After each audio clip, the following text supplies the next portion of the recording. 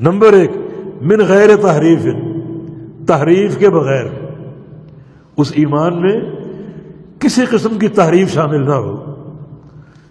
اور نمبر 2 ولا تکییف، کیفیت کے بغیر۔ اور نمبر 3 ولا تمثیل، من غیر تحریف، تحریف کے بغیر، ولا تعطیل، اور کسی تعطیل اور نفی کے بغیر، ولا تکییف، اور کسی کیفیت کے بغیر، ولا تمثیل، اور کسی تشبیہ کے بغیر۔ یہ 4 چیزیں۔ اپنا ایمان اچھی طرح چیک کر لو کہ کیا تم اللہ تعالیٰ کے افعال کو، اللہ تعالیٰ کی صفات کو، اللہ تعالیٰ کے ناموں کو مانتے ہو ان 4 شرائط کے ساتھ۔ تحریف کیا ہے؟ تحریف کا معنی تغییر، تبدیلی کرنا،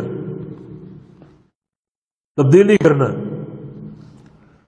جیسے انحراف ہے، تحریف انحراف سے، انحراف میں بندہ پھر جاتا ہے، یعنی ایک چیز تبدیل ہو جاتی ہے جب ایک طرف سے دوسری طرف مائل ہو جائے، یہ تبدیلی ہے، میلان ہے۔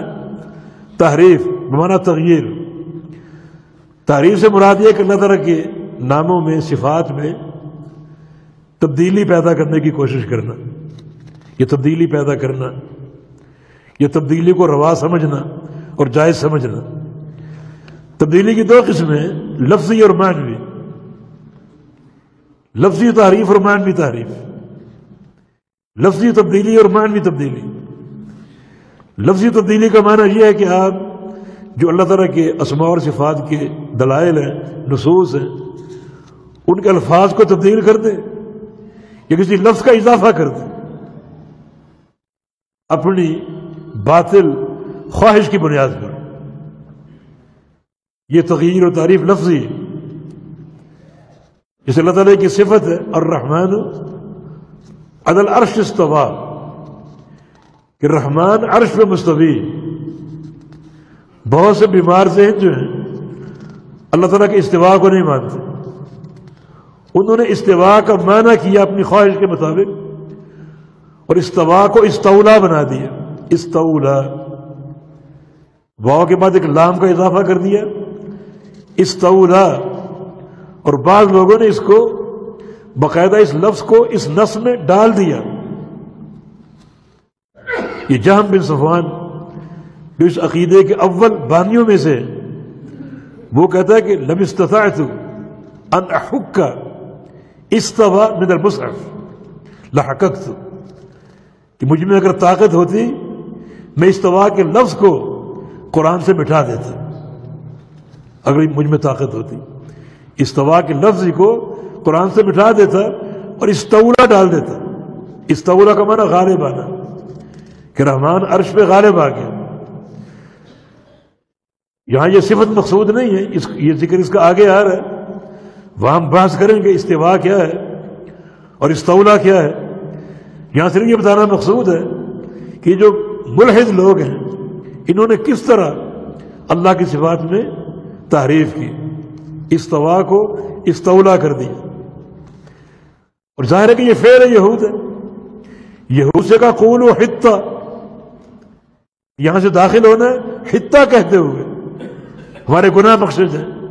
انہوں نے حطہ کو ہنتا بنا دیا، ہنتا کہ ہمیں دانے چاہیے، راشن چاہیے۔ تحریف نبی علیہ السلام کا فرمان ہے لَتَتَّبِعُنَّ سَنَنَ مَنْ خَانَ قَبْلَكُمْ حَذْوَ النَّعْلِ بِالنَّعْلِ، کہ تم سابقہ قوموں کی ہو بہو پیروی کرو گے۔ تو آج اگر کوئی تحریف کرنے والے موجود ہیں تو اس لیے موجود ہیں کہ یہودی جو ان کے باپ دادے پرانے انہوں نے بھی تحریف کی تھی، اور تم ان کی ہو بہو پیروی کرو۔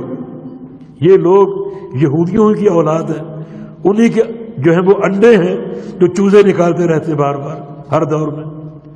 تو یہ تحریف کی ایک مثال لفظی تحریف کی۔ جیسے جاء ربک سورہ فجر میں، قیامت کے دن آئے گا تیرا رب، قیامت کے دن تیرا رب آئے گا فصل قضاء کے لیے، فیصلے کرنے کے لیے، حساب و کتاب کے لیے۔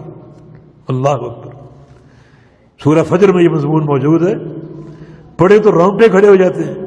اگر آپ یہ سوچیں کہ رب تعالیٰ کیوں آ رہا ہے ہمارے حساب و کتاب کے لیے، اب یہ ملحد لوگ کہتے ہیں کہ اللہ کا آنا یہ تو مخلوق سے مشابہت ہے، آنا اور جانا انسان کا کام ہے، اللہ کا آنا نعوذ باللہ اللہ کے شان نہیں، خالق کی مخلوق تشبیہ لا دے ہمارے. تو یہاں ایک لفظ بڑھا دو، امر، جا ربو کا اے جا امر و رب کا، کہ تیرے رب کا امر آئے گا. تعریف کر دی، لفظی تعریف، کہ قرآن پاک میں اپنی طرف سے ایک لفظ کا اضافہ.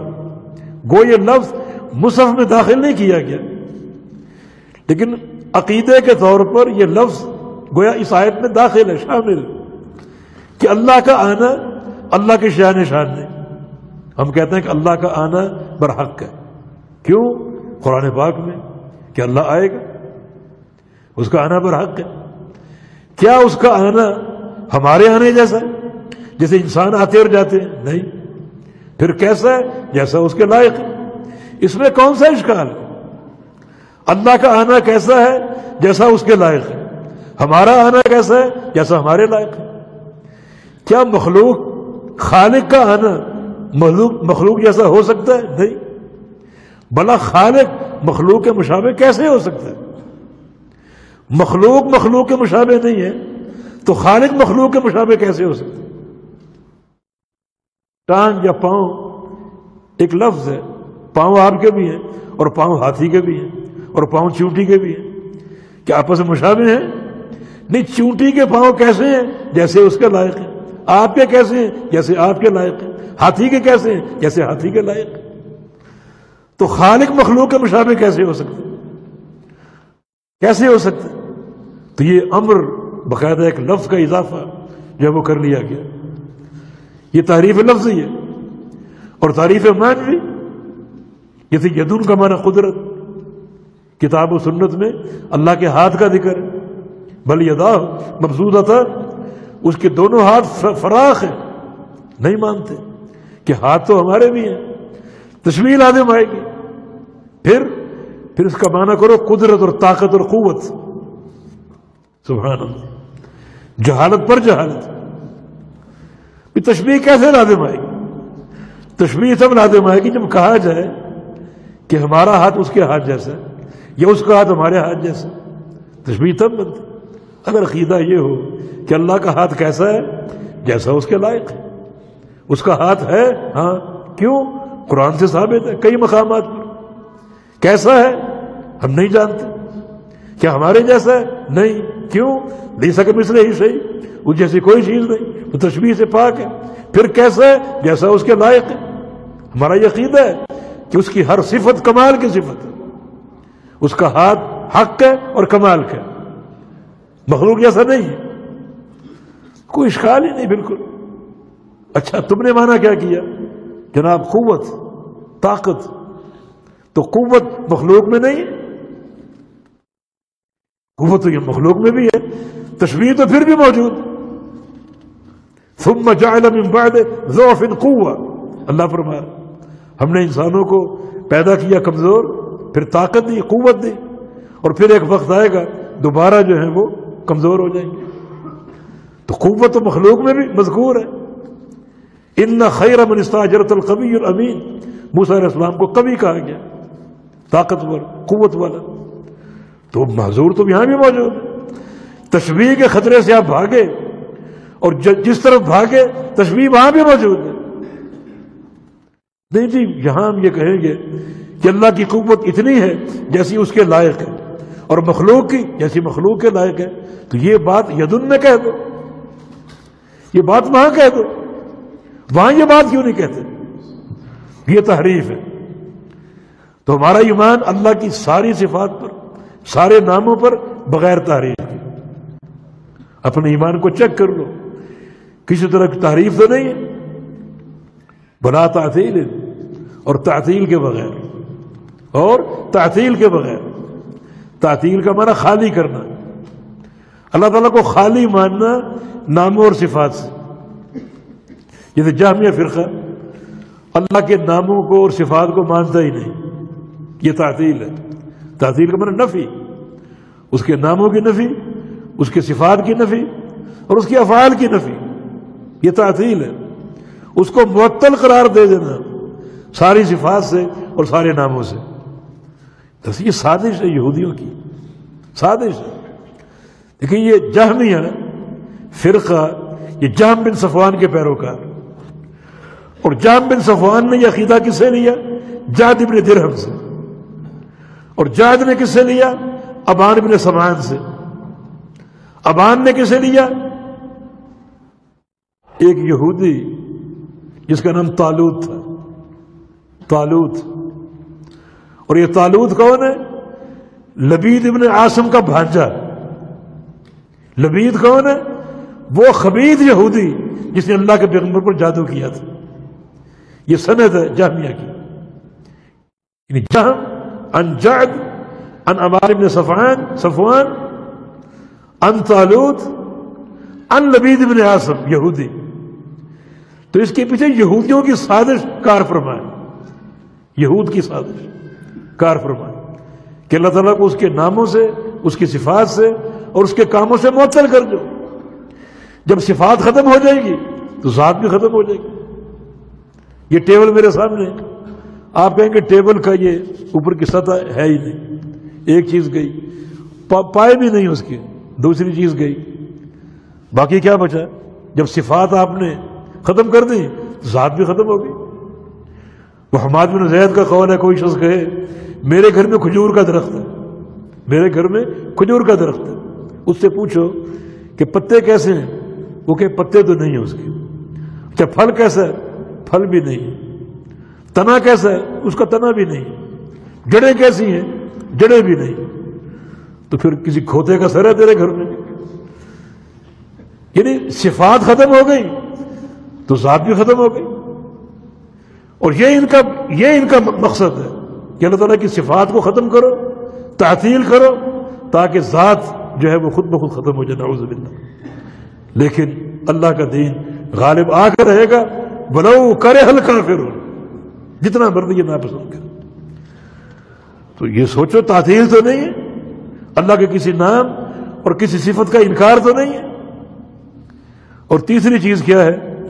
ولا تکییف، کیفیت کے بغیر اللہ تعالیٰ کی کسی صفت کی کیفیت نہیں ہے. یہ ہمارا ایمان. ہم جانتے ہیں، مانتے ہیں، ہمارا عقیدہ ہے کہ اس کی تمام صفات جو کتاب و سنت میں موجود ہے حق اور ثابت ہے. کیسی ہے یہ معلوم نہیں. اللہ تعالیٰ نے یہ بتایا ہے کہ میں سمیع، سننے والا ہوں، ہمارا ایمان.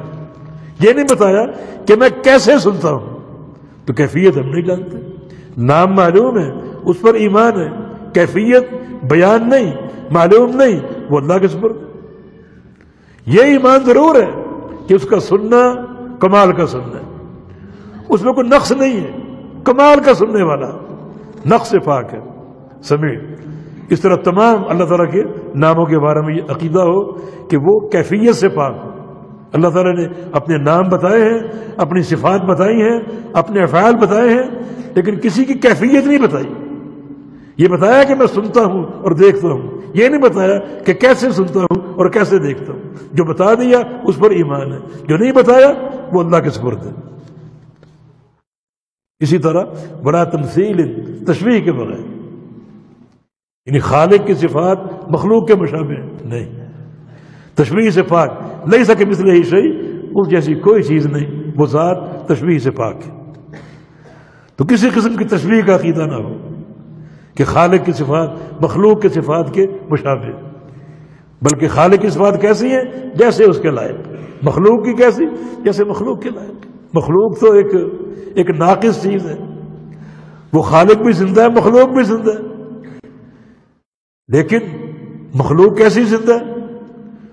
پہلے معدوم تھی، پھر بنی، اور جو اس کی زندگی کا عرصہ ہے وہ بھی انتہائی کمزور، کبھی بیمار، کبھی دکھ، کبھی درد. لیکن خالق ایسا حی ہے، ایسا زندہ ہے جس پر کبھی عدم نہیں تھا اور کبھی فنا نہیں آئے گا، ہمیشہ سے تھا، ہمیشہ رہے گا. اس کو تو نیند تک نہیں آتی، اونگ تک نہیں آتی، ایسا کمال کا وہ حی ہے.